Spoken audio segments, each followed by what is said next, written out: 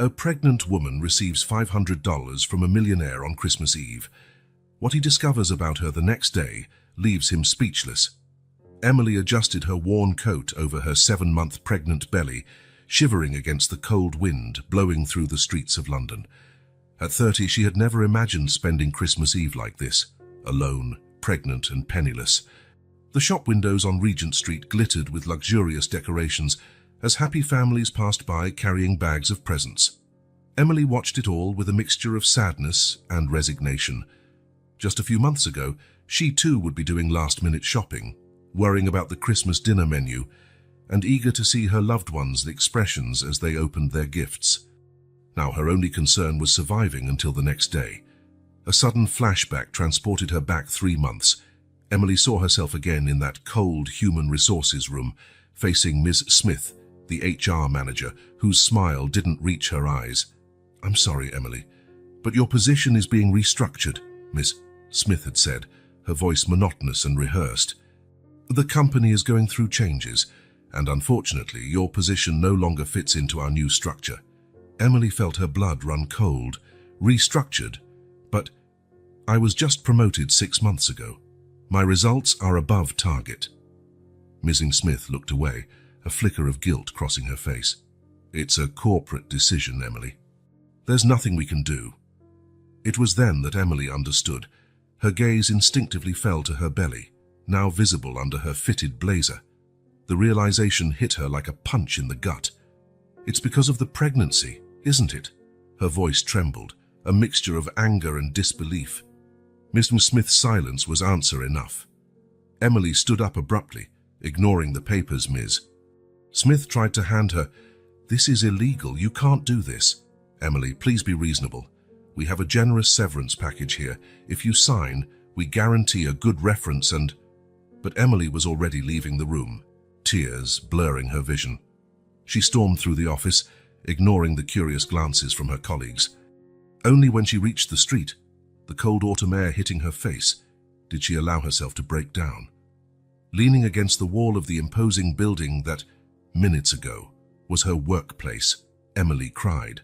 She cried for the injustice, the betrayal, the fear of the uncertain future. Her hands trembled as she caressed her belly, a silent promise to the baby she didn't even know. "We'll be okay. Mommy will figure it out." The sound of a car horn brought her back to the present. Emily blinked, pushing away the painful memories. She was back on Regent Street, the Christmas spirit around her seeming to mock her situation. Her eyes landed on a small diner across the street. Emily's stomach growled, reminding her that she hadn't eaten anything since the previous morning. She reached into her pocket, counting the coins she had left, $2.75, not even enough for a decent coffee. With a resigned sigh, Emily crossed the street and entered the diner. The warmth and aroma of food hit her like a wave, making her stomach protest even louder. "A cup of hot water and a tea bag, please," she asked the waitress, a middle-aged woman with kind eyes. The waitress, Mary, according to her name tag, looked from Emily to her prominent belly, an expression of understanding crossing her face. "Honey, we have a Christmas special. Tea comes with a turkey sandwich, on the house for expectant mothers," Mary said with a knowing smile. Emily felt tears welling up. She wanted to refuse. Her pride screamed to refuse, but the baby kicked, as if begging her to accept. "Thank you," she whispered, sitting at a discreet table in the corner. As she ate slowly, savoring each bite of the sandwich as if it were her last, Emily did mental calculations. The rent was due in a week. Her savings would barely last a few more days. On her phone, another job rejection message blinked mercilessly. Finishing her meal, Emily thanked Mary again and stepped out into the approaching night's chill. Determined not to give up, she started walking down the street, her eyes alert for any help wanted and signs. Shop after shop, the same answer. "I'm sorry, we're not hiring at the moment." Or worse, the pitying look followed by a "leave your resume, we'll be in touch," that Emily knew would never happen. The sky darkened quickly, and the first snowflakes began to fall. Emily pulled her coat tighter around herself, feeling the tiredness weigh on her bones. She spotted a park bench and headed towards it, grateful to be able to rest her swollen feet. Sitting there, Watching the Christmas lights twinkle around her, Emily felt the full weight of her situation. She was alone, pregnant, jobless, and almost penniless on Christmas Eve. How had things gotten to this point? She caressed her belly, feeling the baby move in response. "Sorry, little one," she whispered, silent tears streaming down her face. "Mommy promised you a better life, and now—" Her voice failed. The baby kicked again, as if responding. Emily wiped away her tears with determination. She couldn't give up. Not now. Not with a life depending on her. "We'll figure it out," she promised, her voice low but firm. "I don't know how yet, but we'll make it. You'll have a roof over your head, food on the table, and all the love in the world. I promise." The snow was falling harder now, covering the city with a white blanket that seemed to want to erase all the world's problems. Emily knew it was an illusion. Her problems would be there in the morning, as urgent and frightening as before. But for a moment, she allowed herself to believe in the magic of Christmas. She got up from the bench, determined to try a few more shops before they closed. That's when she saw the black limousine slowly approaching through the snowy street. Emily didn't know it, but her destiny was about to change forever, all because of a chance encounter on Christmas Eve. The black limousine glided smoothly through the snow, stopping in front of Tiffany & Co. Richard Bennett adjusted his cashmere scarf before getting out of the vehicle. At 65, his posture exuded power and authority, the result of decades running one of the largest business conglomerates in the country. "I'll be back in 15 minutes, James," he instructed his driver, checking his Rolex on his wrist. "I just need to pick up my granddaughter's Christmas present." Richard was the personification of American corporate success. His impeccably cut grey hair matched his tailored Armani suit. Every detail of his appearance, from his Italian shoes to his luxury watch, screamed wealth and influence. He was about to enter the jewelry store when something caught his attention. A young woman sitting alone on a park bench, visibly shivering in the cold. His experienced eye immediately noticed the signs, the worn clothes, the expression of defeat, and most notably, the advanced pregnancy. Richard hesitated, his hand on the doorknob. Years of corporate life had taught him to be cautious, not to get involved. London was full of people asking for help, especially on Christmas Eve. Normally, he would walk by, making his donations through established institutions.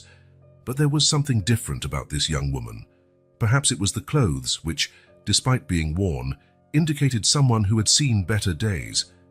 Or maybe it was the way she hugged her belly, a gesture that painfully reminded him of his late wife, Elizabeth, during her first pregnancy. Before he could stop himself, Richard found himself walking towards the bench.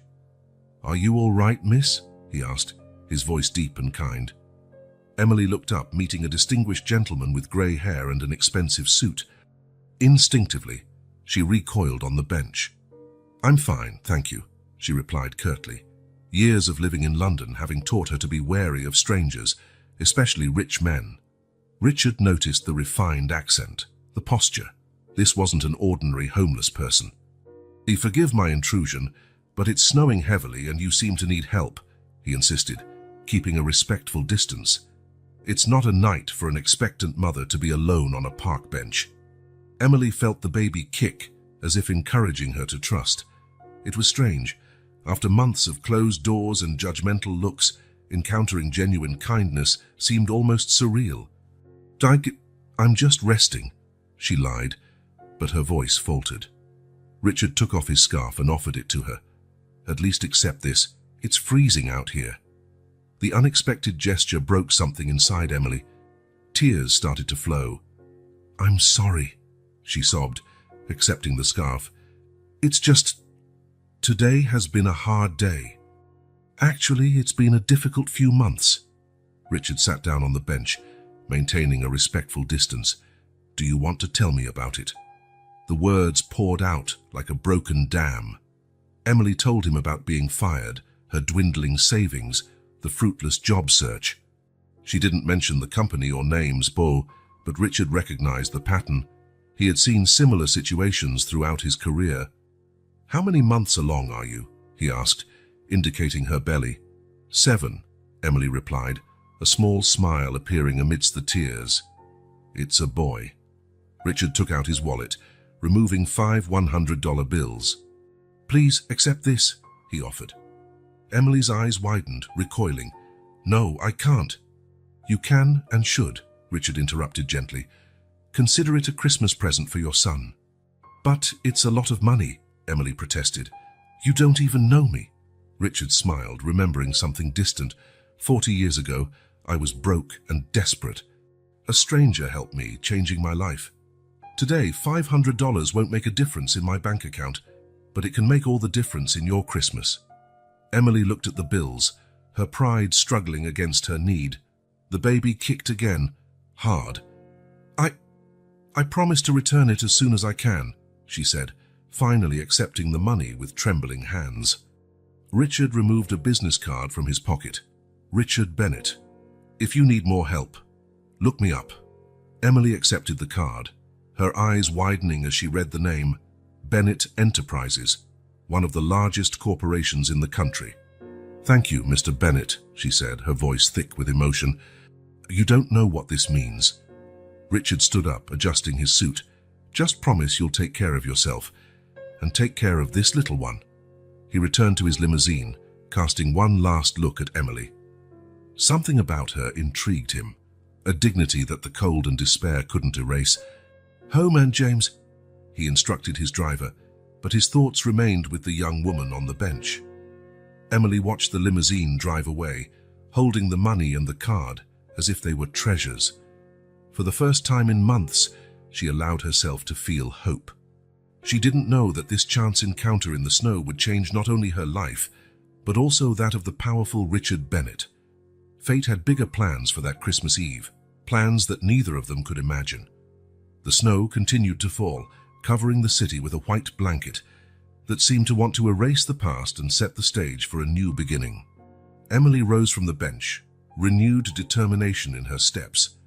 With the money Richard had given her, she could spend the night in a decent hotel, buy nutritious food for herself and the baby, and maybe even print some resumes. As she walked along the snowy sidewalk, Emily couldn't help but think about the irony of the situation. Just a few months ago, she was a successful executive, making charitable donations. Now she was on the other side, receiving help from a stranger. Life had curious ways of teaching humility. In the limousine, Richard also reflected on the encounter. Something about Emily's story bothered him deeply. How could a clearly educated and capable woman end up in that situation? And why did he feel such a strong need to help her? "James," he called his driver, "tomorrow, I want you to find out everything you can about assistance programs for pregnant homeless women, and see if you can get information about recent layoffs in large tech companies." "Yes, sir," James replied, a slight tone of surprise in his voice. It wasn't common to see his boss so involved in personal matters. As the limousine drove away, Richard made a silent promise. He didn't know how or why, but he would help Emily. Maybe it was a Christmas impulse, or maybe it was the universe giving him a chance at redemption for years of focusing only on profits. Whatever the reason, he wouldn't let this opportunity to make a difference pass him by. The snow continued to fall on London, covering the streets with a white blanket that seemed to want to erase the past and set the stage for a new beginning. On that Christmas Eve, two strangers from completely different worlds had met. And in that brief moment of human connection, a spark of hope had been ignited, promising to light the way to an uncertain future, but one full of possibilities. Emily turned the key to room 304 in the small hotel on Lexington Avenue. It wasn't luxurious, but it was clean and warm, a paradise compared to the last few weeks sleeping on acquaintances' couches. The $500 weighed in her purse, along with Richard Bennett's card and the Burberry scarf that still exuded a faint masculine scent. The room was simple, a single bed, a small television, and a tiny bathroom. But for Emily, at that moment, it felt like the Ritz. She left her purse on the bed and went straight to the bathroom, her hands trembling with anticipation as she turned on the shower faucet. The hot water cascaded over her tense shoulders, and Emily allowed herself to cry, not from sadness this time, but from relief. She hadn't had a decent shower in 3 weeks, relying only on the gym bathroom where she still had a membership. "It's okay, little one," she whispered, caressing her belly under the hot water. We're going to be okay. After her shower, wrapped in the hotel's worn bathrobe, Emily sat on the bed and examined Richard Bennett's card. The paper was thick, elegant, with embossed gold lettering. Bennett Enterprises, a corporate empire she knew well from her market research. A flash of memory hit her. Her old apartment, 3 months ago. She was painting a small room light blue, wallpaper samples with stars and moons scattered on the floor. She had just received her promotion and could finally create the dream room for her baby. Now all that remained of those dreams were the photos on her phone. Picking up her phone, Emily dialed the number she knew by heart. "Sophia, it's me." "Emily, oh my God, I was worried. Where are you?" Her best friend's voice brought tears to her eyes. Sophia had offered her couch when Emily was evicted, but with 3 small children and a tiny apartment, it wasn't a viable solution. "I'm in a hotel," Emily replied. "Sophia, you won't believe what happened." Emily recounted her encounter with Richard, her voice alternating between disbelief and gratitude. $500 from a stranger. Sophia sounded alarmed. "Emily, are you sure there's nothing suspicious about this?" "No, Sophia. You had to see him. He reminded me of my dad, you know. That genuine kindness. Still, be careful. New York is no place to trust strangers, no matter how rich or kind they seem." Emily smiled, grateful for her friend's concern. "He's Richard Bennett, from Bennett Enterprises. I looked it up online. It's legitimate." After hanging up, Emily took a notepad from the hotel and started doing calculations. With $500, she needed to be strategic. Prenatal vitamins, $40 1 week at the hotel, $280 food for 1 week, $100 emergency reserve, $80. It wasn't much, but it was a start. For the first time in weeks, Emily lay down in a real bed, exhaustion finally overcoming her. Across town, in his Upper East Side penthouse, Richard Bennett poured himself a scotch, his thoughts still on the young woman on the park bench. The 9,000-square-foot mansion felt strangely empty, as it always did on Christmas Eve since Elizabeth's death. His eyes landed on the photo above the fireplace, him and Elizabeth 40 years ago. She was pregnant with Michael, her eyes shining with happiness. Richard approached the photo, touching it gently. "You would have done the same thing, wouldn't you, Lizzie?" he murmured to the picture. The memory took him back to 1983. They were in this same apartment, recently purchased with the money that changed their lives. "I promise our family will never be in need," he had said, his hand on Elizabeth's belly. "I'm going to build an empire for our son." And he did. But at what cost? Michael had become a different man than he and Elizabeth had dreamed of. Cold, calculating, obsessed with profits over people. Richard picked up his phone, dialing a number. "Martha, sorry to call late. I need a favor. I want information on assistance programs for pregnant women in vulnerable situations. Yes, for tomorrow morning." He made a few more calls, his mind working through possibilities. Something about Emily's story bothered him. A qualified executive, fired during pregnancy. There was more to this story. The scotch remained untouched as Richard made notes. At some point, fatigue overcame him, and he fell asleep in his leather armchair, the phone still in his hand, Elizabeth's photo seeming to smile gently over him. Down in the city below, the snow continued to fall, covering both the modest hotel where Emily slept and Richard's luxurious penthouse. 2 such different lives, connected by a chance encounter that fate had carefully orchestrated. Emily dreamed of an uncertain future, but for the first time in months, that future didn't seem so scary. In her dream, she held a healthy baby in her arms, in a cozy room painted light blue. The feeling of security and hope was palpable, even in her sleep. Richard, in turn, tossed and turned restlessly in his armchair. His dreams were a mixture of memories: Elizabeth pregnant, Michael's birth, the first steps of his corporate empire. But intertwined with these memories was the image of Emily, alone on that park bench, her expression a mixture of despair and determination. When the sun rose on Christmas morning, it illuminated a city transformed by snow and 2 lives that had been irrevocably altered by a chance encounter. Emily woke up feeling renewed, ready to face the day with a strength she hadn't felt in months. Richard awoke with a clear mission in mind: determined to use his resources and influence to do more than just give money to a stranger. Fate had brought them together for a brief moment, but the ripples of that encounter would continue to spread, affecting not only their lives but potentially the lives of many others. The magic of Christmas, so often dismissed as mere sentimentality, had planted a seed of change in both of them. Now, it remained to be seen how that seed would blossom in the days, weeks, and months to come. Emily awoke with the first rays of sun filtering through the hotel window. For the first time in weeks, she felt truly rested and refreshed. The baby stirred, as if sharing her optimistic awakening. "Merry Christmas, little one," she whispered, caressing her belly. "Let's make this a new beginning for us." She dressed quickly, eager to seize the day. The streets were almost deserted, the snow from the previous night creating a postcard landscape. Emily took a deep breath of the cold air, feeling strangely hopeful. Her first stop was a small market that remained open on the holiday. Carefully, she selected nutritious foods, fresh fruits, vegetables, lean proteins, each item chosen with the baby in mind. At the pharmacy, she bought the prenatal vitamins she hadn't been able to afford for weeks. The pharmacist, noticing her advanced pregnancy, offered a kind smile and wished her a Merry Christmas. Leaving the pharmacy, Emily noticed a stationery store. Impulsively, she went in and bought a hardcover notebook. It would be her new beginning, where she would plan her future. With her shopping done, she allowed herself a small luxury. She stopped at a cozy cafe.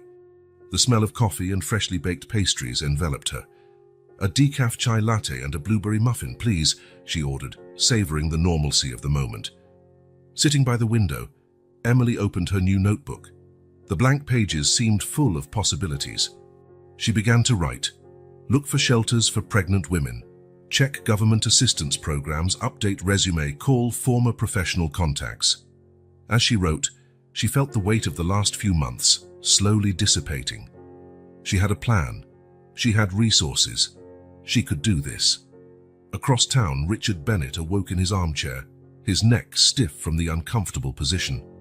Elizabeth's photo seemed to watch him with a mixture of affection and disapproval. I know, he murmured to the picture.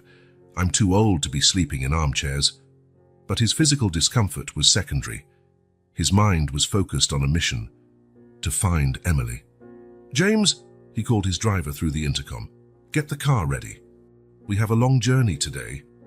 Over the next few hours, Richard traveled the streets of Manhattan, stopping at every charity and shelter he could find.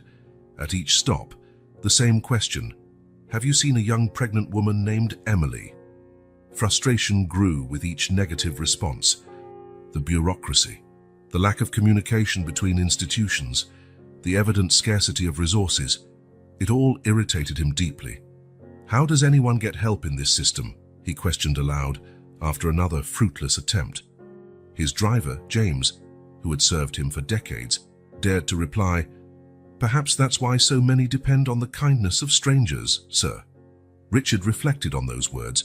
He had always believed in institutional charity, in systems and structures. But now, confronted with the reality of the streets, he perceived the flaws in that thinking. He decided to change his strategy. He began visiting modest hotels in the area, showing a description of Emily. At each reception, the same negative response. Meanwhile, Emily returned to her hotel room, arms laden with her purchases. She carefully organized the items, each one representing a small victory. She picked up the phone and called Sophia. "You won't believe it," she said excitedly. "I spent the day planning. I think I have a real chance to turn things around." Sophia listened as Emily detailed her plans. Her voice betrayed a mixture of relief and concern. "I'm happy for you, Emily. But what if the money runs out? What if you don't get a job in time?" Emily took a deep breath. "Garth and I'll deal with it when it happens. But now, for the first time in months, I feel like I have options." They discussed possible job opportunities. Sophia promised to activate her network of contacts, looking for any vacancy that might be suitable for Emily. As night fell, Richard returned to his mansion, exhausted and frustrated. He hadn't found any sign of Emily. "First, maybe I should just let it go," he murmured to himself. But he knew he couldn't. The image of the young pregnant woman on the park bench haunted him. He sat in his office, surrounded by phones and computers, the tools of his corporate empire. Now he would use these resources for a personal search. "Martha," he called his assistant, "I need you to activate our contacts." Discreetly. "We're looking for a young woman named Emily, 7 months pregnant, probably recently unemployed." As he gave instructions, Richard felt a determination he hadn't experienced in years. This went beyond simple charity. It was a mission. Finally exhausted, Richard retired to his room. Before sleeping, he looked once more at Elizabeth's photo. "I won't give up, Lizzie," he promised. "I'll find her and help her. It's what you would do." In their respective corners of the city, Emily and Richard fell asleep. She, hopeful for the possibilities the new day would bring. He, determined to find her, driven by a compulsion he didn't even fully understand. Fate, which had briefly united them on Christmas Eve, worked silently, setting the stage for the next act of this unexpected story. The following day would bring revelations that neither of them could anticipate. Emily adjusted her coat over her prominent belly and left the hotel as soon as the sun rose. The cold morning air made her shiver, but there was a determination in her steps that hadn't been there for months. With a handful of resumes in hand, she began her job search. Store after store, cafe after cafe, Emily entered with a hopeful smile, only to leave minutes later with an increasingly discouraged expression. The answers were always the same: "We're not hiring at the moment," or "Leave your resume, we'll get in touch." Emily knew that most of those resumes would end up in the trash as soon as she walked out the door. After 2 hours of fruitless attempts, Emily realized she was running out of copies. She decided to use some of the money Richard had given her to print more. She spotted a small print shop on the corner and, adjusting her purse on her shoulder, headed there. The door chime jingled as Emily entered. The smell of paper and ink enveloped her, bringing back memories of her corporate life not so long ago. She was so absorbed in her thoughts that she almost didn't notice the man with his back to her, leaning over the counter.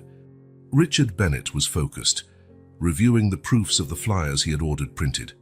Each one had a picture of Emily, discreetly taken by security cameras in the square where he had met her, along with a message: "Have you seen this woman?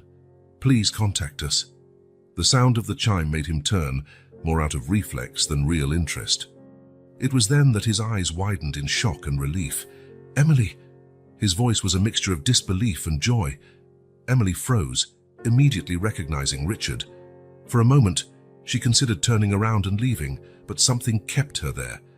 Perhaps it was the genuine concern in his eyes, or maybe it was simply the exhaustion of running from her reality. "Mr. Bennett," she replied, her voice trembling.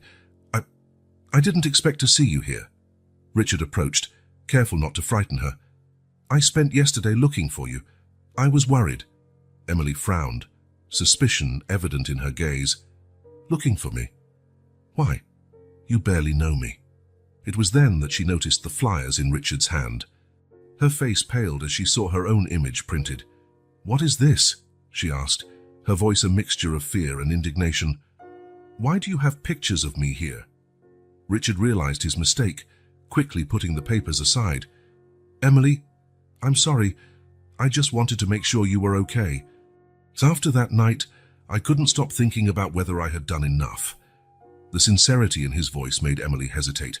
Part of her wanted to run, to protect herself from further disappointments. But another part, a part that hadn't manifested itself for a long time, felt touched by this stranger's genuine concern. "Look," Richard continued, his voice soft, "I know this seems strange, probably scary, but I swear my intentions are good. How about we go to a coffee shop nearby? We can talk better, in a public place. You choose the place." Emily pondered for a moment, weighing her fears against the possibility of real help. Finally, she nodded. "Okay. But I choose the place, and if I feel uncomfortable at any time, I'm leaving." "Absolutely," Richard agreed, relief evident in his voice. Minutes later, they were sitting in a small coffee shop across the street. Emily chose a table near the window, surrounded by other customers, a precaution that didn't go unnoticed by Richard. After placing their orders, a chai latte for Emily and a black coffee for Richard, a tense silence settled between them. It was Emily who finally broke the silence. "Why do you care so much? You're a rich and busy man. Why waste time with a pregnant, homeless stranger? Richard took a deep breath, choosing his words carefully. Honestly, at first, it was impulse. You reminded me of my wife, Elizabeth, when she was pregnant with our son. But then it was about doing the right thing, about not turning your back when you can help. Emily studied him, looking for signs of falsehood, but finding only sincerity. Slowly, like a dam breaking, she began to speak. I had a promising career, she began, her voice low but firm. I was a marketing manager at a tech company. I was about to be promoted to director when I found out I was pregnant. She paused, taking a sip of her chai. At first, everyone seemed happy for me, but then things changed. Important projects were passed over. Meetings took place without my presence.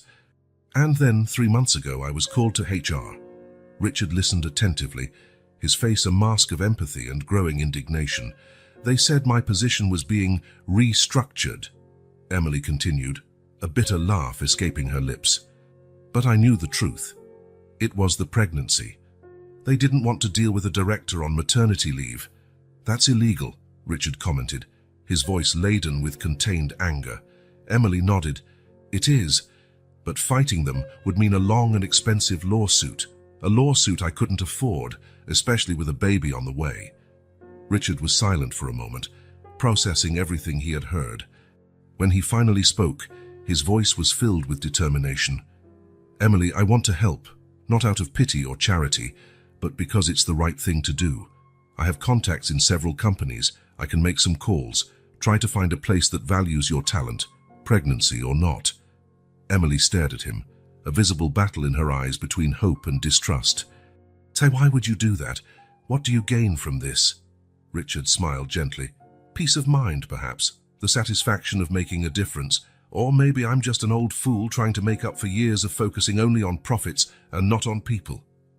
After a long moment, Emily slowly nodded. Okay, I'll consider your offer. But I don't promise anything. They exchanged phone numbers, the moment laden with a weight that both felt but couldn't fully name. When they said goodbye at the door of the cafe, Emily felt a strange mix of emotions, hope, caution, and something else she couldn't define. Richard watched her leave, her figure receding down the busy sidewalk. A determination solidified in his chest. He didn't know why, but he felt that helping Emily was more than just a good deed. It was a calling, a chance at redemption that he didn't know he needed. As he returned to his limousine, Richard was already making plans, a mental list of contacts to activate. Fate had brought them together again, and this time he wouldn't let the opportunity pass. Emily deserved a chance, and he would do everything possible to ensure she got it.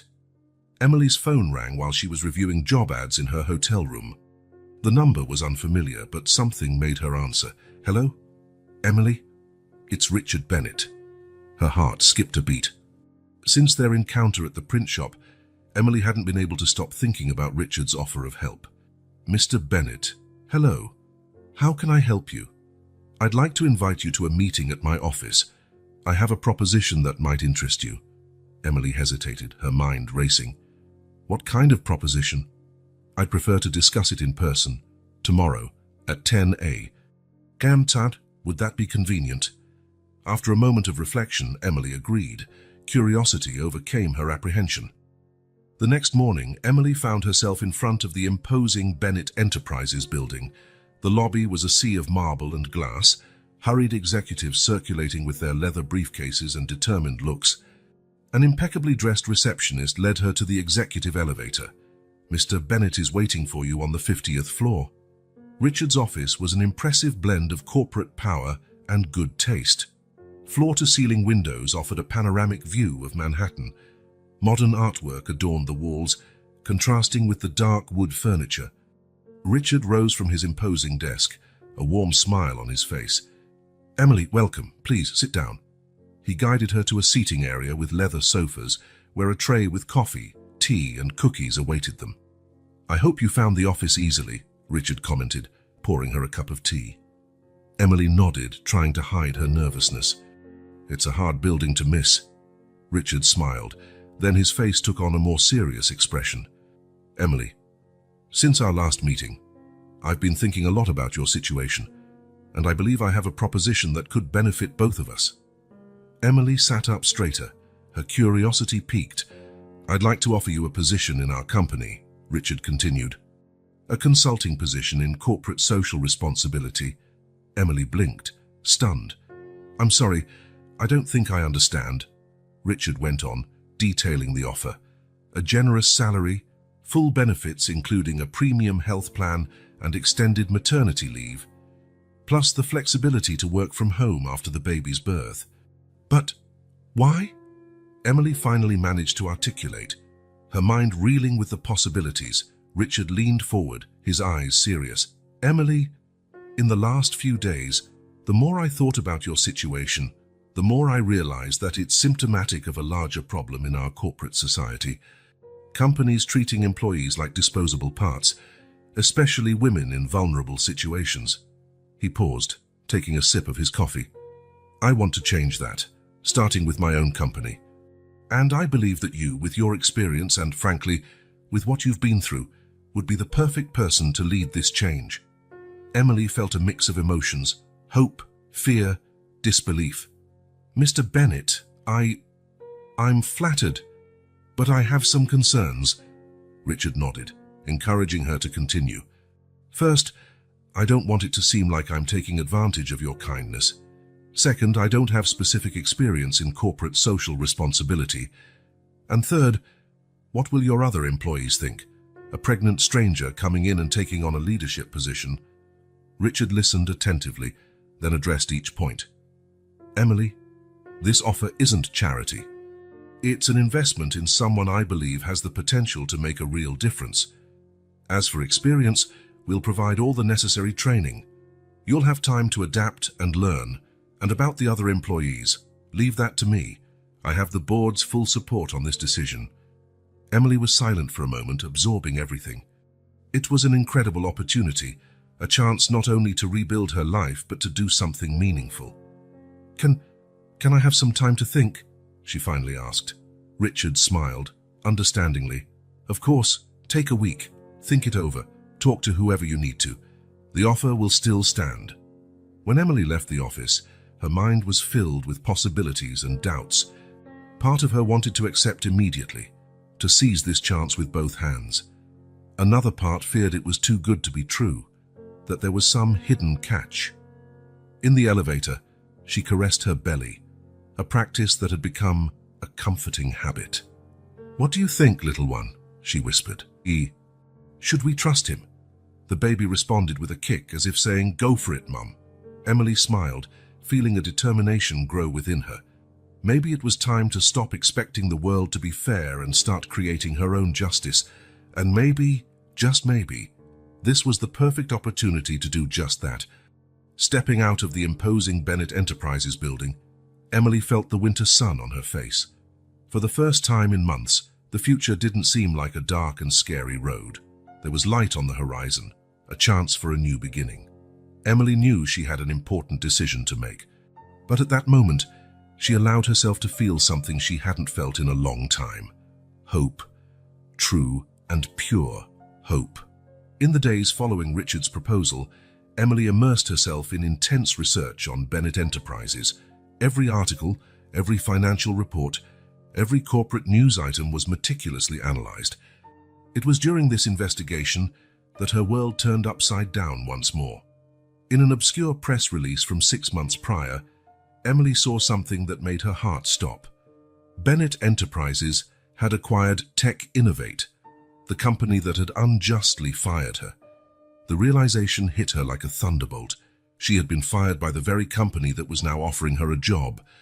"It can't be a coincidence," Emily murmured, feeling a mixture of anger and disbelief. Did Richard know? Was this all an elaborate attempt to cover up a past mistake?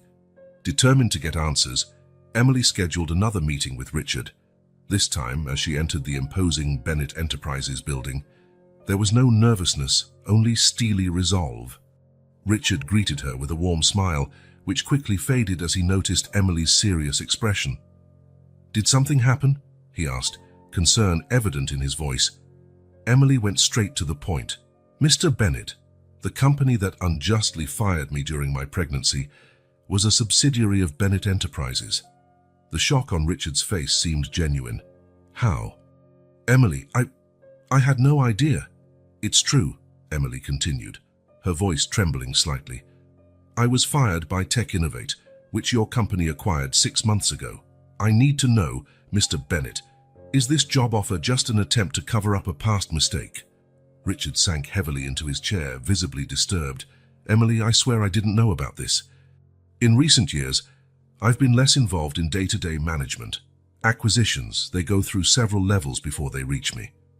He paused, taking a deep breath. But that's no excuse. I should know what's happening in my own company. Please, tell me everything. Emily then shared every detail of her dismissal, the meetings she was excluded from, the projects passed over, the cold conversation in HR. Richard listened attentively, his face a mixture of anger and shame. This is unacceptable, Richard declared when Emily finished. They're completely against everything I believe in and everything this company should stand for. He stood up, walking to the window. After a moment of reflection, he turned to Emily. I want to propose something. Not only do I maintain my job offer, but I'd like you to lead an internal investigation into what happened. More than that, I want you to head a new labor ethics committee. Emily blinked, marked as surprised by the proposal. An ethics committee? Yes. Richard nodded emphatically.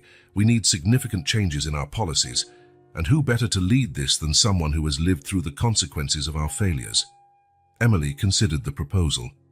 It was an opportunity to prevent others from going through the same thing she did, but there were still doubts. What if I discover things the company doesn't want to come to light? She questioned. Will I have real autonomy to implement changes? Richard didn't hesitate. Total autonomy. I want complete transparency. You'll have unrestricted access to documents and employees. And to ensure impartiality, we'll hire an external audit firm to monitor the process. Emily felt a mix of emotions: hope, skepticism, determination. Why are you doing this, Mr. Bennett? Why risk exposing your own company? Richard smiled sadly. Because it's the right thing to do. Because I built this empire to make a difference in the world, not to be another soulless corporation. And because, Emily, your story made me realize how far I've strayed from those ideals. After a long moment of reflection, Emily extended her hand. All right, Mr. Bennett, I accept to lead this investigation and the ethics committee. But on one condition, nothing will be swept under the rug. If we find irregularities, they will be dealt with openly. Richard shook her hand firmly. You have my word. We'll do this the right way, no matter the consequences. As she left the office, Emily felt the weight of the responsibility she had just assumed. It wouldn't be easy. There would be resistance, obstacles, perhaps even threats. But for the first time in months, she felt she was on the right path. We're doing the right thing, little one, she whispered, stroking her belly. We're going to change things, not just for us, but for everyone who comes after. The baby responded with a kick as if in agreement. Emily smiled, determined. The road ahead would be challenging, but she was ready to face it. After all, she was no longer fighting just for herself, but for a better future for her son and for all workers facing similar injustices. As the elevator descended, Emily made a silent promise. She would use this opportunity not only to rebuild her life, but to create real and lasting change. The journey would be difficult, but she was ready for every step of the way. Emily adjusted the nameplate on her desk. Emily Thompson, Director of Ethics and Investigation. The title still seemed surreal, considering that just a few weeks ago, she was sleeping on a park bench. Her new office, and though modest compared to Richard's, was spacious and well lit, overlooking bustling downtown Manhattan. In the first few days, Emily carefully assembled her team.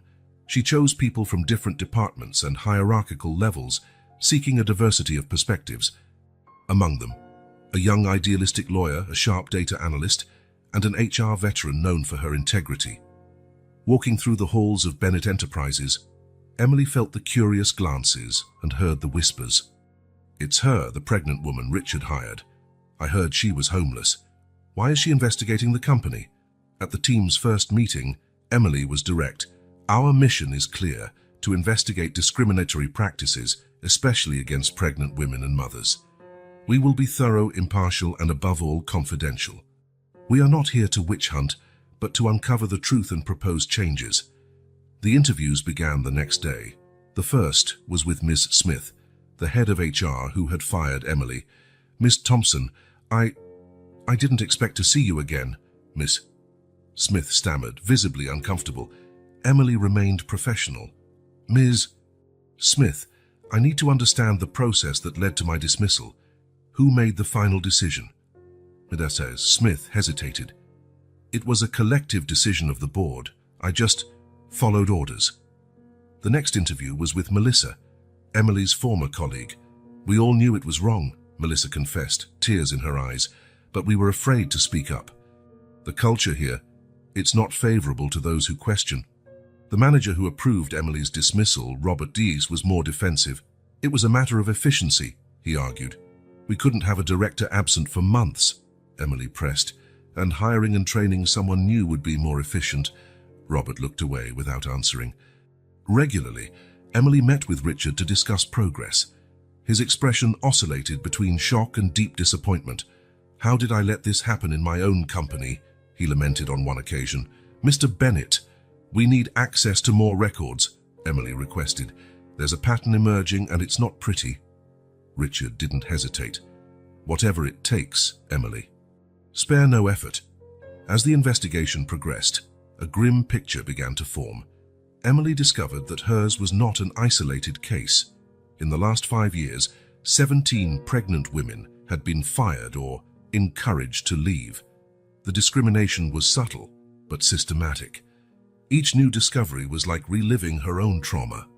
At night, Emily often called Sophia, seeking emotional support. "It's hard, Sophia," she vented one night. "Every story I hear, it could have been me." "You're doing the right thing, Emily," Sophia reassured her. "You're giving a voice to those who didn't have a chance to defend themselves." The turning point came 3 weeks after the investigation began. Emily was reviewing corporate emails when she found a message that made her blood run cold. It was from Michael Bennett, CEO and Richard's son, to the department heads. "Gentlemen, our numbers are great, but we can do better. I suggest discouraging female employees who may become, let's say, less productive in the coming months. Be creative, but discreet." Emily reread the email several times, incredulous. This went beyond discrimination. It was a deliberate policy coming from the top. She spent the entire night preparing a detailed report, charts, testimonials, emails. Everything pointed to a toxic corporate culture that prioritized profits over people. The next morning, with dark circles under her eyes but determination in her gaze, Emily scheduled an urgent meeting with Richard. Back in her small rented apartment, a luxury compared to the park bench, but modest by her previous standards, Emily allowed herself a moment of reflection. She caressed her prominent belly, thinking about the future that awaited her son. "Am I doing the right thing?" she whispered to the baby. "What if Richard doesn't believe me? What if all this is in vain?" The baby responded with a kick, as he always did when she was agitated. Emily smiled sadly. "You're right, little one. We can't stay silent. It's not just for us. It's for all the women who have gone through this and for all those who will come after." Lying in bed, Emily thought about all the stories she had heard in recent weeks. Brilliant women forced to choose between career and family. Dreams interrupted. Lives forever altered by cold corporate decisions. "Tomorrow we change all that," Emily promised, feeling the weight of responsibility on her shoulders. She fell asleep with one protective hand on her belly and the other holding the report that could change the course of Bennett Enterprises. Tomorrow would be a decisive day, not just for Emily, but for the future of countless working women. Sleep came, restless but determined. In her dreams, Emily saw a future where no woman would have to choose between being a mother and having a career. A future she was determined to make a reality, no matter the obstacles she would have to face. The silence in the conference room was so thick you could cut it with a knife. Emily, at 30 and 7 months pregnant, stood, her hands trembling slightly as she held a folder of documents. Her eyes, a mixture of determination and fear, shifted between Richard and Michael Bennett. Richard, 65, seated at the head of the table, wore an expression of growing concern. His grey eyebrows were furrowed, creating deep lines on his forehead. He could sense that something was wrong, very wrong. Michael, normally the epitome of corporate confidence, seemed out of place. His eyes darted nervously between his father and Emily, his hands fidgeting under the table. Emily took a deep breath, summoning all her courage. "Richard," she began, her voice initially shaky but gaining strength with each word, "there's something you need to know about your son and the reason for my dismissal." Richard's piercing gaze immediately turned to Michael, a silent question hanging in the air. Michael tried to intervene, his voice betraying his nervousness. "Dad, it's not what you think." But Emily interrupted him, her voice now firm and clear. "Michael is the father of my child." The revelation landed like a bomb in the room. Richard visibly staggered, his hand seeking support on the nearest chair. Michael paled, words of denial dying on his lips before they could even be uttered. Emily remained standing, one hand protectively over her prominent belly, as if wanting to shield her baby from the maelstrom she had just unleashed. Richard was the first to break the stunned silence. "Michael," his voice was low, but charged with emotion. "Is this true? How could you do this?" Then, turning to Emily, "And you, why didn't you tell me this before?" Emily felt the weight of both their gazes upon her. I didn't know how," she began, her voice trembling slightly. "It all happened so fast. Michael and I had a brief relationship a few months ago. When I found out I was pregnant, I told him immediately." She paused, swallowing hard before continuing. "His reaction was not what I expected.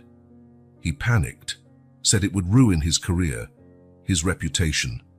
There were veiled threats. And then, suddenly, I was called to HR and fired." Michael, cornered by the exposed truth, finally found his voice. I panicked," he admitted, his usual arrogance completely absent. "Everything I'd worked to build, my position in the company, everyone's expectations, I couldn't let an unplanned pregnancy ruin all of that." Richard looked at his son, as if seeing him for the first time. "So you used your position to force Emily's dismissal, to cover up your own mistakes?" Michael nodded miserably. "I was afraid of disappointing you, Dad, of ruining everything you've built." Richard stood up abruptly, walking to the window. His silhouette was outlined against the Manhattan skyline, his shoulders visibly heavy. "How could I not have noticed this happening in my own company?" he murmured, more to himself than to the others. Turning, he faced Michael. "Do you have any idea of the damage you've caused, not just to Emily, but to everything we've built, to all our values?" Emily, observing the dynamic between father and son, felt an unexpected pang of empathy. She could see the crushing weight of expectations that Michael carried, the fear of disappointing such a successful father. At the same time, the look of deep disappointment and pain in Richard's eyes was palpable. After a moment that seemed like an eternity, Richard resumed his leadership posture.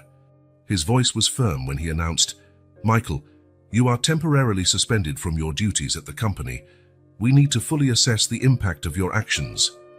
Michael tried to argue, but Richard silenced him with a stern look that brooked no argument.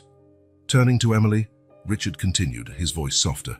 "Emily, I sincerely apologize for what happened. I'd like the opportunity to rectify this mistake." Emily, taken aback by Richard's reaction, felt a mixture of relief and distrust. "Why should I trust you or your company now?" she questioned. "How can I be sure this isn't just an attempt to avoid a scandal?" Richard approached her, his eyes conveying palpable sincerity. Because at 65, Emily, I've realized what kind of legacy I want to leave. And it's not this." He gestured, encompassing the situation. "I want to correct the mistakes of the past and build something better for the future. Not just for you and your son, but for all the employees of this company." Silence fell over the room again, each person lost in their own thoughts. Emily, with one hand still protectively on her belly, pondered whether she could trust Richard's promises. After all, she had already been betrayed once by this family. Michael, sitting in his chair, seemed to have aged years in just a few minutes. The weight of his actions and their consequences finally hit him in all its magnitude. Richard, in turn, displayed a renewed determination. He knew he had a long way to go to correct the mistakes made, not only by his son, but by the entire culture that had allowed such actions to occur in his company. The future, which just minutes ago had seemed so clear to each of them, was now shrouded in uncertainty. The decisions they would make next would shape not only their individual lives, but potentially the future of all of Bennett Enterprises. Emily was the first to break the stalemate. "I need time," she said, her voice low but firm. "Time to think, to process all of this." Richard nodded understandingly. "Take all the time you need, Emily. My offer of help remains without conditions." As Emily prepared to leave the room, she cast one last glance at Michael. Their eyes met briefly, a myriad of unspoken emotions passing between them. Then, straightening her shoulders, Emily walked out, leaving father and son to deal with the consequences of their actions. The door closed behind her with a soft click, but the sound reverberated in the room like a cannon shot, marking the end of one era and the uncertain beginning of another. The morning was grey when Emily entered the imposing Bennett Enterprises building. Dressed in a stylish maternity suit, she exuded a confidence that contrasted with the vulnerability of her previous visits. Her heart raced, but her resolve was unshakable. Richard's office was silent when she entered. He rose to greet her, his face a mask of regret and resolution. Michael sat in a corner, nervously shuffling some papers, avoiding Emily's gaze. "Emily, thank you for coming," Richard began, indicating a comfortable armchair. "We have much to discuss." Emily nodded, sitting down carefully, one hand instinctively protecting her belly. Richard took a deep breath before continuing. "Emily, I want to offer you not only your job back, but a leadership position in the company. I believe your experience and integrity are exactly what we need right now." Surprise registered on Emily's face. Why me?" she questioned, her voice a mix of disbelief and suspicion. "After everything that's happened, how can I trust this company? Isn't this just an attempt to silence me?" Richard leaned forward, his eyes conveying sincerity. "I understand your distrust, Emily, and you have every right to feel it, but I'm proposing more than just a job. I want a complete overhaul of this company's culture, and I believe you're the right person to lead that change." He then detailed his plans. A new ethics and social responsibility department led by Emily, with the autonomy to implement policies and practices that guaranteed fairness and equality for all employees. The package included generous compensation and extensive pregnancy and maternity benefits. Emily listened attentively, her mind working to process the surprising proposal. It was then that Michael, finally finding his voice, intervened. "Emily," he began, his voice trembling, "I know my words may mean little now, but I want to sincerely apologize for what I did. It was cowardly and unforgivable." He paused, swallowing hard. "I'm willing to step down from my leadership position in your favor, and I want to take responsibility for our child." The silence that followed was heavy. Emily felt a storm of emotions: vindication for Michael's admission of guilt, temptation at the opportunity to create real change, and yet a lingering distrust and fear. Richard, sensing Emily's hesitation, made an additional proposal. "Emily, I understand this is a lot to process. How about a 6-month probationary period? You'll have full autonomy to implement the changes you deem necessary. If at the end of that period you decide you don't want to continue, you'll have a generous exit clause." Emily closed her eyes for a moment, taking a deep breath. When she opened them, there was a new resolve in her gaze. "All right," she began, her voice firm. I accept your offer, Richard, but with conditions." She turned to Michael. "As for you, I appreciate your apology, but we'll need to establish clear boundaries regarding your involvement with the baby. This will be discussed separately, with legal mediation if necessary." Turning back to Richard, she continued, "I demand full transparency and support in implementing the new policies. Any resistance or obstruction will be dealt with severely, and I want a public announcement detailing these changes." Richard nodded, a small smile of approval on his lips. "I agree to all the terms, Emily. You'll have my full support." Michael, looking simultaneously relieved and apprehensive, agreed. I accept your leadership, Emily, and I respect your decision about our son." The meeting concluded with a tentative agreement. Richard committed to preparing the public announcement of the changes, while Michael accepted a reduced role in the company under Emily's direct supervision. As Emily rose to leave, she felt the weight of the responsibility she had just assumed. It was more than a job. It was a chance to reshape an entire company, to create a fair work environment for hundreds of people. At the door, she paused and looked back. Richard and Michael were engaged in a serious conversation, their postures indicating the end of one era and the beginning of another. Emily touched her belly, making a silent promise to her son. "We're going to change things, little one," she whispered. "Time for you, for me, and for everyone who comes after us." As the elevator descended, Emily allowed herself a moment of reflection. The road ahead would be challenging, full of obstacles and, likely, resistance. But for the first time in months, she felt she was in control of her destiny. The elevator doors opened to the bustling lobby. Emily straightened her shoulders and walked purposefully towards the exit. Outside, the grey sky was beginning to brighten, as if reflecting the change in her own life. She had a lot of work ahead of her, policies to review, teams to assemble, an entire culture to transform. But Emily was ready, not just for herself, but for all the women who had faced similar injustices, and for all those who would come after. As she walked down the busy street, Emily felt her baby move. A soft smile touched her lips. "Yes, little one," she murmured. "We're starting a new chapter, and this time, we're writing our own story." The future was uncertain, but for the first time in a long time, Emily faced it not with fear, but with determination. She had a chance to make a difference, to turn a personal tragedy into a collective triumph. And she was determined not to waste that opportunity. With each step she took, Emily felt stronger, more resolute. The road ahead would be difficult, but she was ready to face it. After all, she was no longer fighting just for herself, but for a better future for her son and for all workers facing similar injustices. The city pulsed around her, indifferent to the silent revolution about to begin within one of its largest corporations.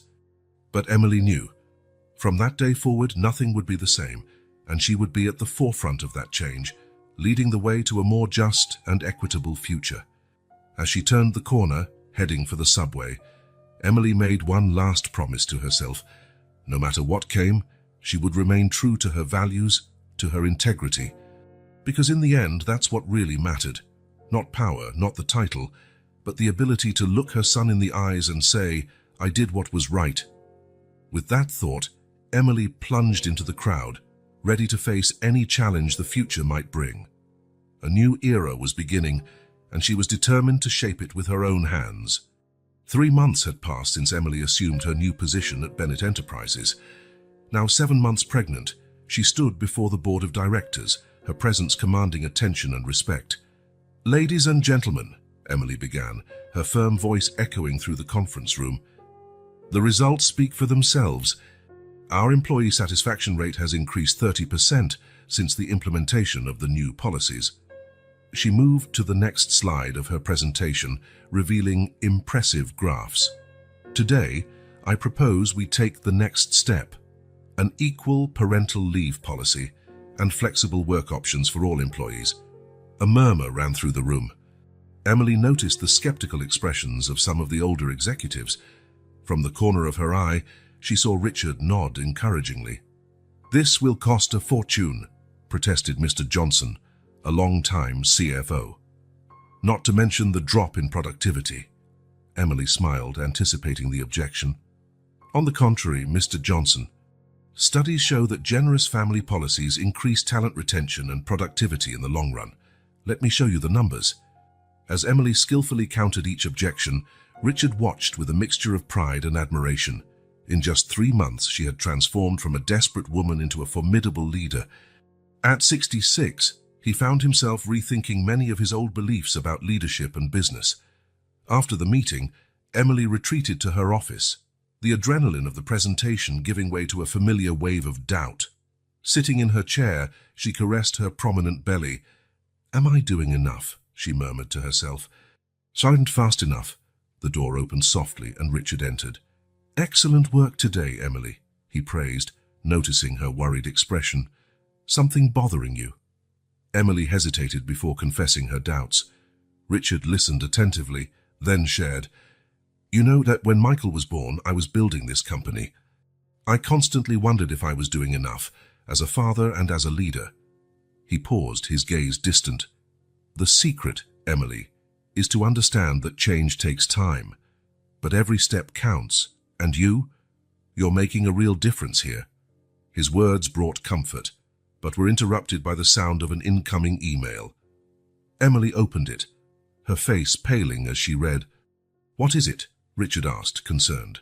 "An anonymous email," Emily replied, her voice tense. "It seems some of our unethical policies are still being practiced in certain departments." In the following days, Emily immersed herself in a personal investigation. She walked the halls of the company, talking to employees at all levels. What she discovered disturbed her deeply: a silent resistance to the new policies.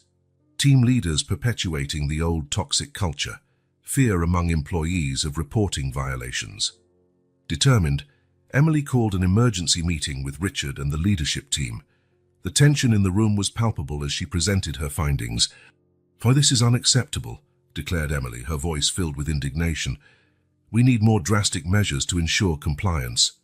Michael, still struggling to redeem himself, tried to downplay some of the problems. "Maybe we're moving too fast. Cultural changes take time." Emily cut him off sharply. "Time is exactly what we don't have, Michael.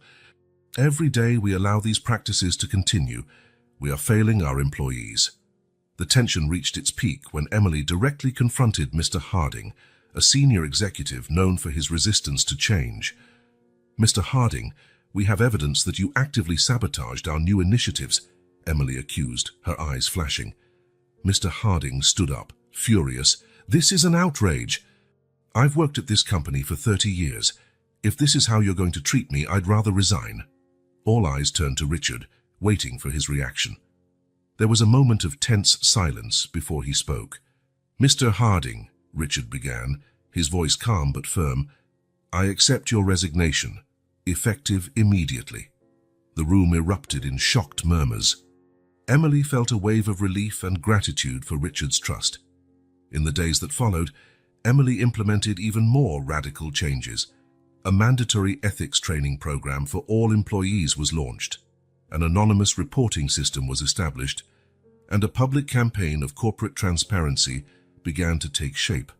That night, Emily stayed late in her office, reviewing plans for the coming months. The task ahead was monumental, but she was determined to create a lasting impact.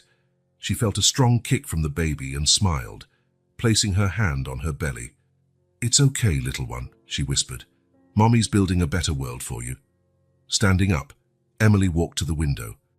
Outside, the city glittered, thousands of lights dotting the night.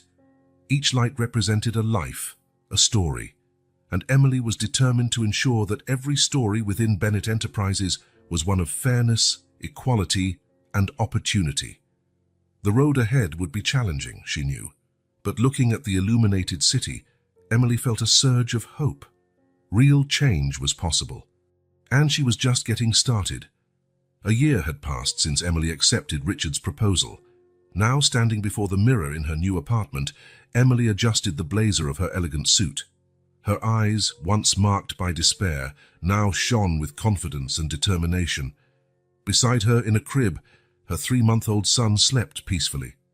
"Look at us, little one," whispered Emily, gently stroking the baby's cheek. "What a journey, huh?" Minutes later, Emily entered the crowded auditorium of Bennett Enterprises.